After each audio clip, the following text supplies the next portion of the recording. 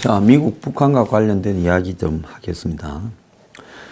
이 북한에 관광 갔다가 거의 맞아 죽기 직전에야 혼수 상태로 왔다가 온 지 며칠 만에 죽은 오토 원비어 가족들.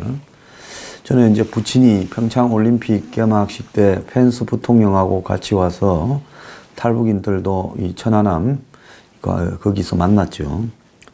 자, 이 부모 굉장히 훌륭한 사람이다. 정말 이렇게까지 하기 어려운 사람인데요. 자동차 부속 관련 공장도 하고 재력도 좀 있는 분인데요. 정말 자식의 죽음을 그냥 자식 개인의 추모를 넘어서서 북한의 인권 문제와 더 나아가서 북한의 잔혹한 체제를 끝까지 한번 붙어보겠다고 하고 있습니다. 정말 이쯤 되면 이런 부모를 불러서요, 청와대에서 훈장을 주고 정말로 감사를 표시해야 될 건데, 지난번에 이 올림픽 개막식 때 왔을 때 무슨 벌레 보듯이 했어요. 저는 한국 사람으로서 가끔 한국 사람인 게 참 부끄러울 때가 많습니다. 오토 원비어 부모를 보면서도 부끄러웠고, 이번에 그 벨트에 죽은 김용균이라는 그 비정규직 노동자 학생을 보면서도 부끄러웠어요. 자, 그래서 이 오토 원비어의 부모가 지금 북한 정권을 상대로 소송을 제기해서 지금 미 연방법원에 출석해서 정언을 했습니다. 자, 정언에 나선 많은 한반도 전문가들도 원비어가 허위 자백을 강요받았고 정치적 목적 달성을 위해 북한의 지금 인질 외교를 벌인 희생양이다. 정치적 목적을 달성하기 위한 인질 외교라는 것은 죄가 없는 사람을 괜히 죄를 억지로 만들어내서 그걸 갖다가 앞에 이제 세워서 인질로 놓고 미국이 우리한테 접촉을 하려면 인질을 앞에 세워놓고 미국이 와서 빨리 우리한테 석방 교섭을 하고 노력을 해라. 이런 것들을 갖다가 이제 하는 것이 인질 외교지요.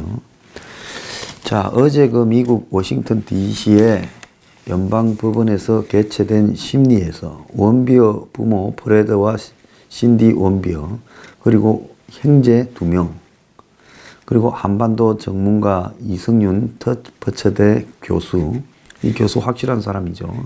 데이비드 호크 북한 인권위원회 위원이 변호인의 질문에 답을 하고 관련 내용을 재판부에 설명하는 방식으로 진행을 했다는 겁니다.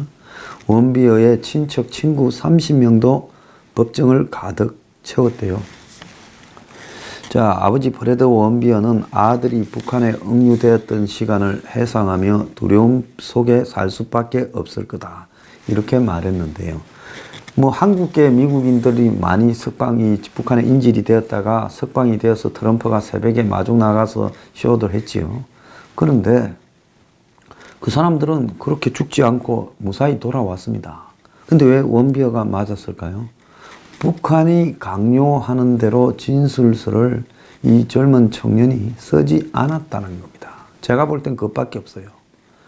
북한이 거짓으로라도 나는 미국의 스파이고 미국을 위해서 간첩 행위를 하려고 들어왔다거나 종교를 전도하러 들어왔다 이렇게 써야 이제 일종의 북한이 원하는 형태의 제대로 된 인질이 되는데, 이 부모나 이 청년을 봤을 때, 제가 봤을 때는 끝까지 그런 부분에 대해서 좀 고집을 좀 했을 거다 이렇게 봅니다. 그러니까 패다가 이런 일이 발생했다는 거예요.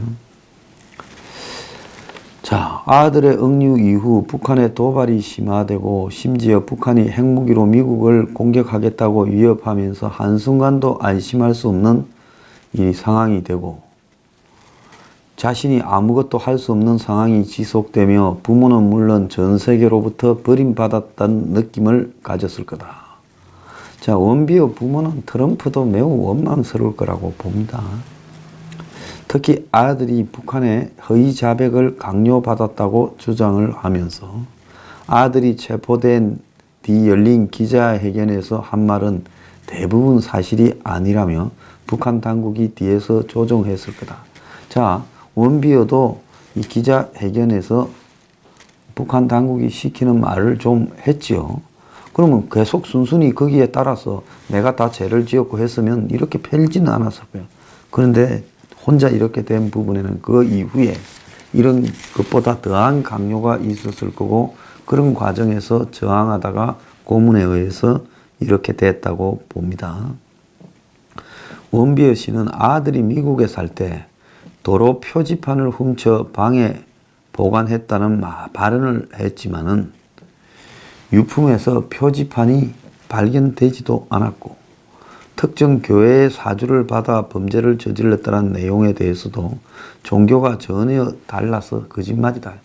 그러니까 이 원비어가 북한이 시켜서 내가 뭐 그런 어떤 도벽 같은 게 있고 어째서 뭐 북한에서 뭘 훔치려다 잡혔다.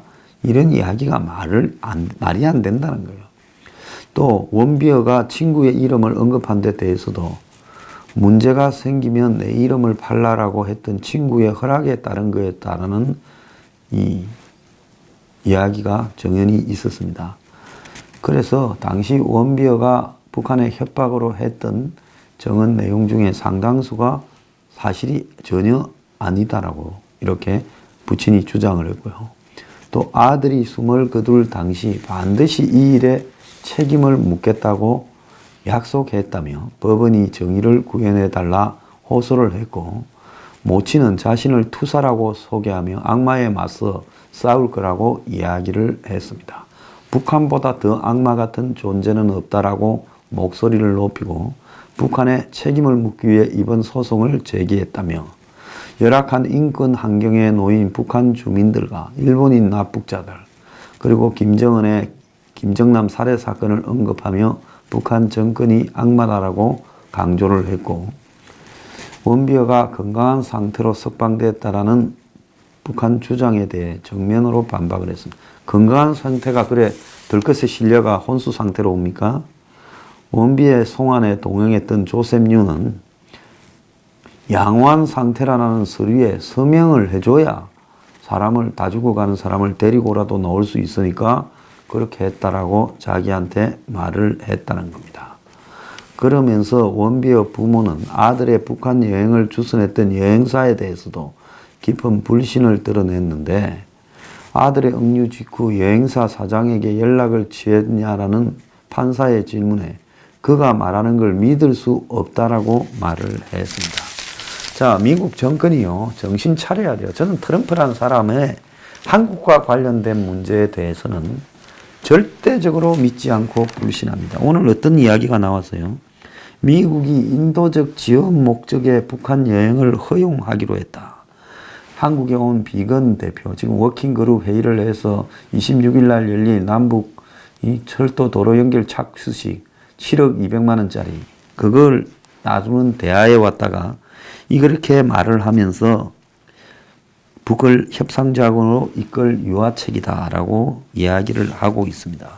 그래서 워킹그룹 회의에서도 철도 연결 착수식을 허용해 주지 않겠냐.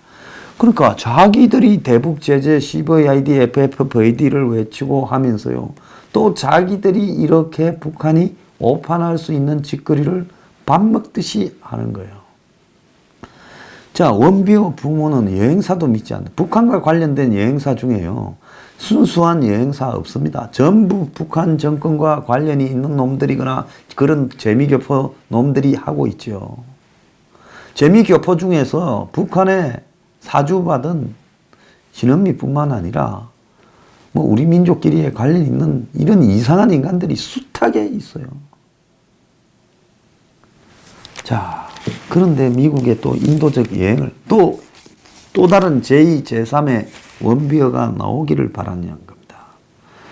자, 아들이 집으로 돌아오지 못하는 상황에서도 여행사는 지속적으로 무수하다는 말만 반복하며 잘못된 정보를 전달했다는 거예요. 법원에서는 고등학교 졸업 연설, 원비어의 연설 장면이 담긴 비디오가 상영되기도 했고 친구, 친척들이 눈물을 흘리면서 부모도 눈물을 흘리면서 봤다는 겁니다.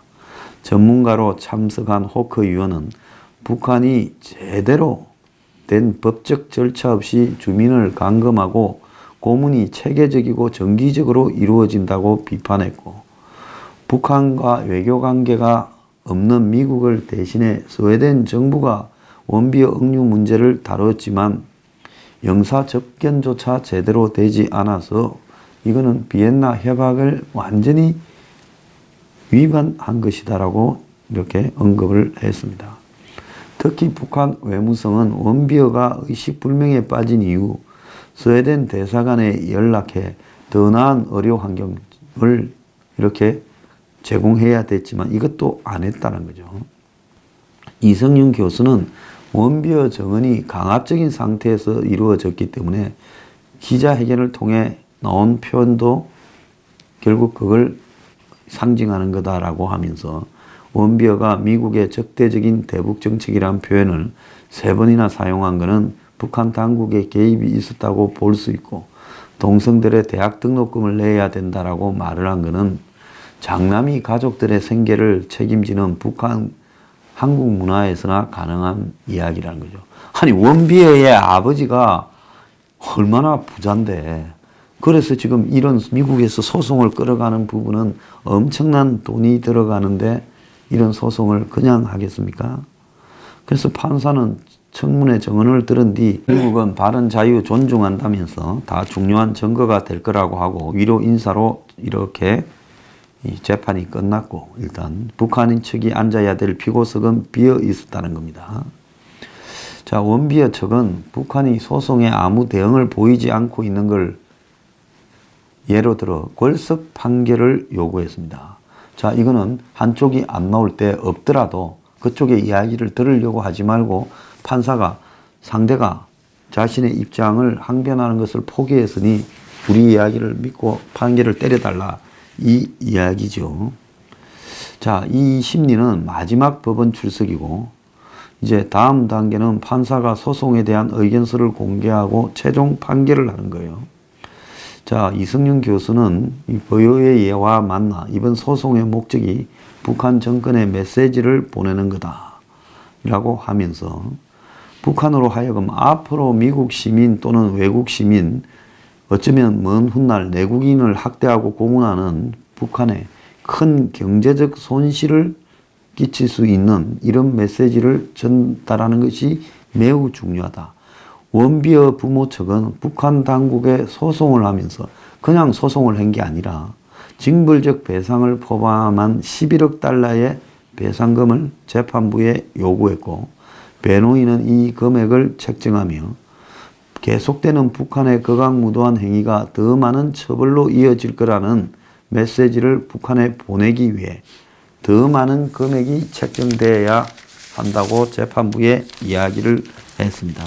한국 돈으로 1조 원이 훨씬 넘는 손해배상금을 원비어 부모가 그렇지요. 자, 우리 돈으로 환산하면 1조 2379억을 소장을 낸 겁니다. 피고는 북한 외무상 이용호입니다. 자, 부모가 이 원비어 부모가 북한 당국으로부터 이 돈 전부 내지 일부라도 받아낼 수 있을까? 전망은 어둡지만은 완전히 불가능한 게 아니다라는 게 미국 법조계 의견이라는 겁니다. 미국 변호사협회 전 회장은 원비어 측이 충분히 적용 가능한 논리를 확보한 것으로 보이고 일단 재판에서는 성소할 거다라고 내다보고 있어요.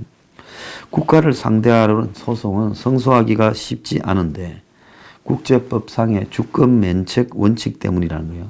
한 국가와 그 재산은 외국의 그 재판 관할권을 따르지 않는다라는 내용으로 북한을 국가로 인정할 경우 그 국가에 대해 법적인 책임을 물을 수 없다라는 해석이 나올 수 있다는 겁니다. 그런데 원비어 부모의 입장에서는 이런 국제법적 한계를 뛰어넘는 묘수가 있다는 거예요. 자, 미국의 외교 주권 면책 특검법인데 이에 따르면 주권 면책의 예외를 인정할 수 있다. 피해자를 고문 납치하거나 인체에 상해를 가하거나 사망에 이르게 한 테러 지원국을 상대로 소송을 할 수 있다. 북한은 이에 딱 해당된다 볼 수 있죠. 현재 북한은 테러 지원국 상태에다가 원비어 부모가 낸 소송 요지에서 북한의 고문을 당해 치명적 상해를 입어 결국 죽음에 이르게 되었다는 내용이란 겁니다. 그래서 한국의 한 변호사도 북한이 고의로 미국인의 사망을 이르게 했다 하는 것이 입증만 되면 징벌적 손해배상 청구가 가능하고 원비어가 사망한 미국 병원에서 발급한 증명서가 입증 자료로 활용될 수 있다. 즉 구타나 고문에 의한 사망이 이르게 된 원인이 나오면 가능하겠죠. 자, 재판에 승소해도 북한이 돈을 내겠느냐? 자, 이때도 묘수가 있다라는 겁니다. 미국이 북한이 해외에 보유 중인 자산을 동결하는 방식으로 집행하는 것이 가능하다는 거죠. 미국과 우호적인 관계이며 북한과 수교적인 국가들에 있는 북한 자산을 동결하는 카드는 충분히 쓸 수 있다. 외교적으로 파장이 클 거라는 겁니다. 원비어 부모가 미국 법정에서 판결을 얻어내어 스위스 법원에다가 미국 판결 승인 절차를 밟아가지고 해당 자산을 강제 집행할 수 있다는 겁니다. 자, 지금 스위스에는 북한 김정은의 통치 자금이 보관된 비밀 계좌가 있지요. 여러 개 있지요. 스위스가 북한 자금통입니다. 자, 원비어 부모가요, 무모한 행위를 하는 게 아니라, 그런다고 아들이 살아 돌아오겠습니까? 그렇지만 이 사람은 아들의 죽음에서 이 교훈을 얻어서 다시는 북한이 이렇게 사람을 죽이고 고문하고 학대하고 북한의 자기 주민들까지도 이런 부분에 대해서 그냥 두지 않겠다는 거예요. 원비어 부모는 제가 듣기로는 이런 돈을 받아내면 재단을 만들어내서 아들을 위한, 그래서 이런 북한의 인권을 위한 재단을 만들겠다, 이런 생각을 하고 있는 걸로 알고 있어요.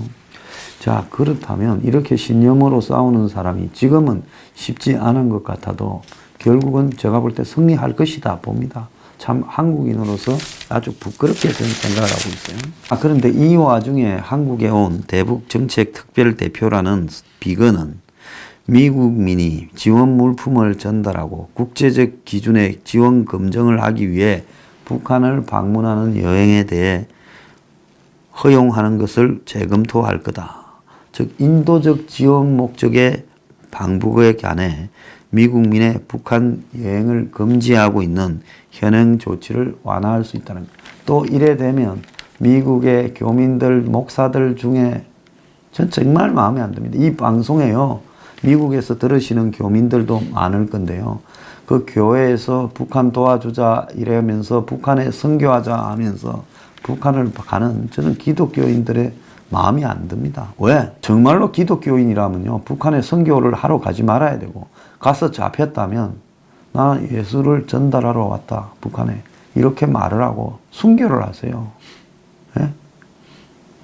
저런 정권과 그 하수인들을 돕는다고 뭐 말은 북한에 고통받는 주민 운운하면서 미국에서 돈 좀 버는 한국 사업가, 또 미국에서 교회 좀 키운 사람들 북한을 갖다가 이렇게 하는 거를 거의 뭐 밥 먹듯이 하잖아요. 특히 미국에는 보면 이 6.25 때 월남했던 북한 출신 분들이 한국에 있다가 미국으로 이민 간 분들이 많아요. 그분들은 북한에 특별한 애정이나 기속 본능을 가지고 그러는데요. 북한의 김정은 정권에 그렇게 하면 안 됩니다. 자, 비건은 다음 주에 워싱턴에 돌아가면 민간이나 종교단체의 대북 인도 지원에 대한 미국의 정책을 재검토하라는 이 폼페이오 장관의 지시를 받은 것을 가지고 이걸 실행에 옮겨 보겠다라고 말을 했습니다. 그러면서 2달 전에 미국 국민이 북한에 불법 입국했다 억류된 또 그런 사람이 있는 거예요. 북한 정부가 외교 채널을 통해 신속하게 추방을 진행했다. 그래서 미 정부는 북한을 여행하는 미국민의 안전에 대해 더욱 확신을 하게 됩니다. 자, 원비어는 뭐고 비건의 이 말은 뭡니까? 자, 북한에 이 미국인 한 명 풀어줬다고 잡았다 풀어주고는 또 이렇게 쇼를 해서 이 미국민의 북한 여행이라는 걸 얻어내는 거예요. 자, 사실상 침묵을 이어가는 북한을 향해 미국이 당근을 제시한 거다라고 전문가들은 보고 있고, 자, 비건이 지가 실무대표가 된 이래 북한과 실무 대화를 지금 못하고 있어요. 그러니까 비건이 폼페이오 졸라서 트럼프가 좋아할 만한 또 이런 당근을 던지고, 그러면서 북한에서 활동하는 인도적 지원 단체가 북한의 제재를 때문에 적절한 지원이 종종 지연되는 것을 우려하고 있다는 걸 알고 있다면서 내년 초에 미국 단체들을 만나 적절한 지원을 확실히 보장할 방법을 논의할 것이다 라고 이야기를 하고, 인도적 지원의 경우 대북 제재 예외 조치를 더 쉽게 받는 길을 열어주겠다라고 이야기를 하고 있습니다. 자, 그러면서 지금 철도로 착수식을 미국이 이번에 워킹그룹 회의를 비건이 왔을 때 한국 측과 하는데 26일 이 착수식을 허용해주고 이산가족, 상봉, 북한 양묘장, 현대와 남북 간의 국제 항공로 신설에 대해서 논의할 거라고 합니다. 자, 할라 하면 일사불란하게 한결같이 해야지. 또 이걸 갖고 설 열어주면 문 정권은 또 오판해서 또 쇼를 더 할 거고, 또 북한은 오판을 해서 봐라 우리가 버티니까 미국이 결국 저렇게 하지 않냐. 자, 그 밑에는 국제 제재가 길어지며 북한 경제 예상보다 빨리 한계 상황에 도달했다라는 아산정책연구소의 전망이 있습니다. 한계 상황 개뿔. 중국에 뜯어먹고 러시아에 뜯어먹고 한국에 뜯어먹어서 요즘 배가 부른 상태예요. 그러면서 민심 위반, 동료 가능성에 대비하고 있다라는 황당한 소리를 하고 있습니다. 자, 조명구는 북한의 비핵화가 내년 2, 3월이 고비라며 본격 궤도에 오르지 못하면 2020년까지 한반도 정세가 요동을 칠 거다. 이 왜 2020년이겠어요? 트럼프의 재선거가 2020년 11월에 있고 2020년 중반쯤 되면 선거 분위기로 완전히 그냥 넘어가니까 그 이야기를 합니다. 그러면서 이제 바람을 슬슬 잡는 거예요. 북한이 강경책으로 가기 전에 빨리 잘 정리를 하라. 자, 그래서 제가 맨날 이야기하지 않습니까? 지금 미국 국내에 벌어지고 있는 트럼프의 개인에 대한 지금 여러 가지 소송이나 재판이 좀 이상하게 돌아가면 트럼프가 또 북한을 가지고 장난을 칠 수 있다라는 부분이죠. 그래서 트럼프가 미국 내 여론 악화를 이유로 6, 7월 달까지 먹었고 자기의 정치적인 지위가 지금 자기를 둘러싼 여러 스캔들과 구설수 때문에 악화되면 군사적 긴장을 조성할 수도 있고, 또 다른 한편으로는 북한과 딜을 쳐서, 저는 군사적 긴장 조성보다 북한과 딜을 쳐서 평화협정과 주한미군 감축, 어떤 분이 그래요. 국방수권법 때문에 22,000명 3분의 2, 뭐 80%인가요? 80% 이하로 감축을 못한다. 그거요. 국방수권법안 한 해 겁니다. 자, 그렇게 합의를 해놓고 내후년에 그렇게 하겠다고 하면 어떡할 겁니까? 그게 뭐 영원히 그렇게 가는 게 아니에요. 올해 예산 쓰는 거, 내년에 예산 쓰는 것과 그 부분을 연계해놔서 80% 이하로 감축할 때는 의회의 동의를 받게 해놨다는 겁니다. 그렇기 때문에 이런 부분에서요, 우리가 예의주시해야 됩니다. 원비어 부모가 하는 것과 미국의 지금 비건이 하는 거 완전 상반된 소리를 하고 있지 않습니까? 자, 우리가 미국을 지금 여러 가지로 트럼프 행정부에 계속 의심을 하면서 주시하면서 봐야 되는 이유인 겁니다.